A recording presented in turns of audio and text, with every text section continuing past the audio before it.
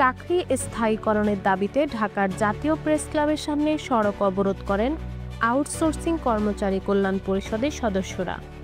Police পরিস্থিতি নিয়ন্ত্রণে আনতে জলকামান এবং সাউন্ড গ্রেনেড নিক্ষেপ করে আন্দোলনকারীদের সরিয়ে দেয়। বিএনপির ভারপ্রাপ্ত চেয়ারম্যান তারেক রহমান বলেছেন, অন্তর্বর্তী সরকারের প্রধান কাজ হলো একটি স্বচ্ছ এবং নিরপেক্ষ নির্বাচন উপহার দেওয়া। তিনি আরও বলেন, নিরপেক্ষ নির্বাচন ছাড়া গণতন্ত্র প্রতিষ্ঠা সম্ভব নয়। জনগণের সমর্থন পেলে বিএনপির প্রথম কাজ হবে রাষ্ট্র কাঠামোর সংস্কার। বিএনপির মহাসচিব মির্জা ফখরুল ইসলাম আলমগীর বলেছেন, ফ্যাসিবাদ আন্দোলনের মধ্য দিয়ে বিদায় নিয়েছে, এখন আমাদের কাজ হলো ভবিষ্যৎ প্রজন্মের জন্য নতুন বাংলাদেশ গড়া।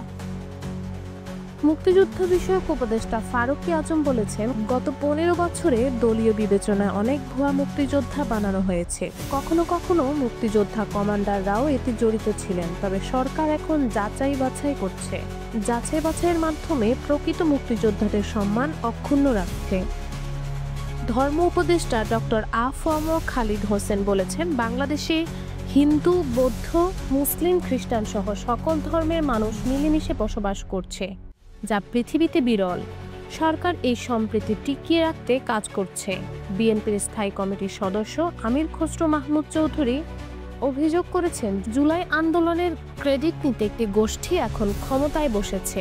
তারা বিপ্লবকে হাইজ্যাক করে নিজেদের নিয়ম অনুযায়ী দেশ চালাতে চাচ্ছে। বাংলাদেশ জামায়াতে ইসলামীর কেন্দ্রীয় আমির ডক্টর শফিকুর রহমান বলেছেন, জনদুর্ভোগ নিরসনের জন্য আগে স্থানীয় নির্বাচন দিতে হবে। জাতীয় নির্বাচনের আগে জনগণ কিছু মৌলিক সংস্কার চায়।